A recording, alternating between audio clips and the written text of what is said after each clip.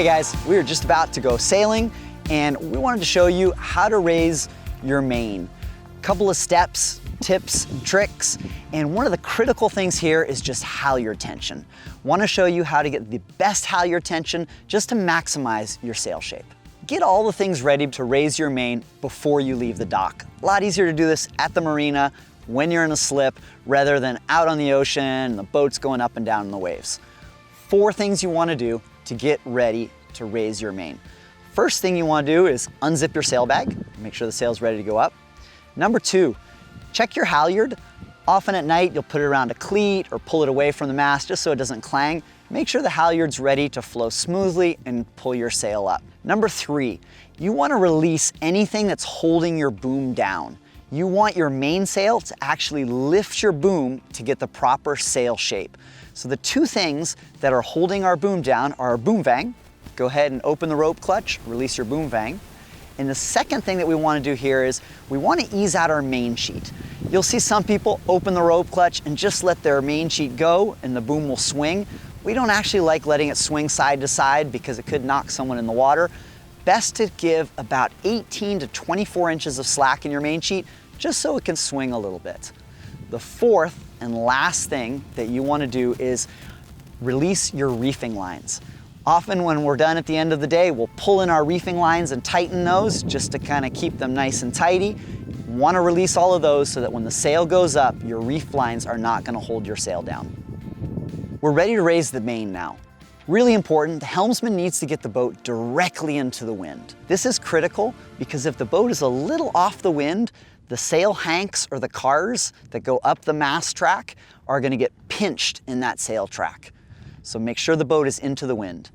Helmsman's going to want to slow down. You don't want the boat bashing forward. Go as slow as you can just to make it easier. If you're short-handed at this point, one great tip is click the boat in autopilot, and that way you can go forward and kind of do the things you need to assist in raising the main. Person on the halyard can now start pulling on the halyard. Usually it'll go up most of the way without too much resistance. If it's a really windy day, you may want to have the person at the mast jump the halyard and just help raise that.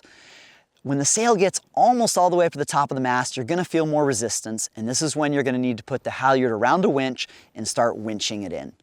So you'll notice as your sail reaches the top of the mast, you're going to have horizontal wrinkles coming off from the sail hanks or the cars on your sail. We want to keep tensioning the halyard until those disappear, and to have perfect halyard tension, we're actually looking for some vertical wrinkles to come off from the tack of the sail, the bottom corner of the sail, and we're also looking for a vertical line or wrinkle to appear parallel to the mast. Once we've got that nice halyard trim, then we can go ahead and retension our boom vang and our main sheet.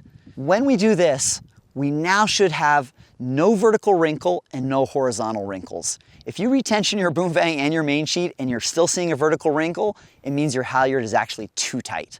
So when we retension, everything should disappear and our sail should have that nice wing shape.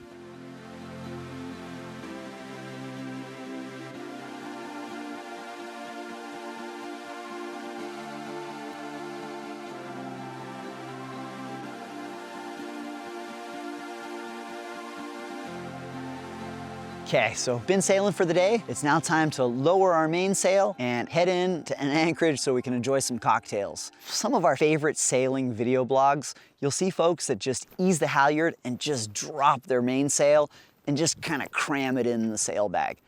Not the best way to do it.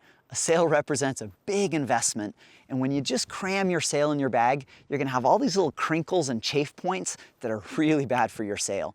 So what you want to do is make sure you are flaking your sail just to preserve the life of your sail. You want to get the boat into the wind so we're ready to drop the main. Really important at this point that we tighten our main sheet.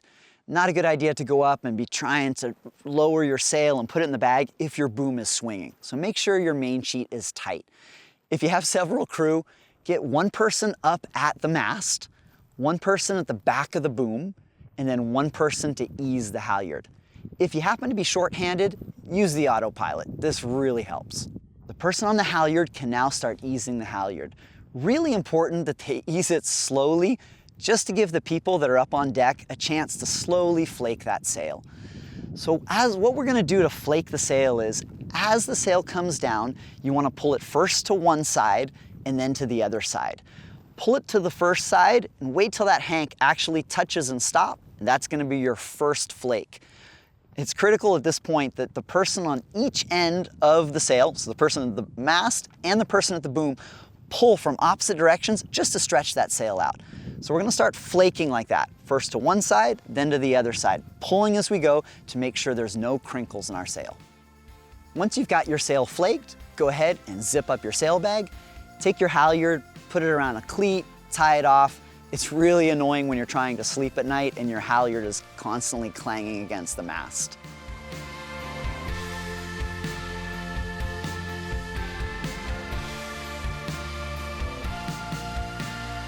So we put away our sail. It's now time to go ashore or head back to the dock, enjoy those beers, those drinks, or whatever you're gonna do just to celebrate a great day of sailing.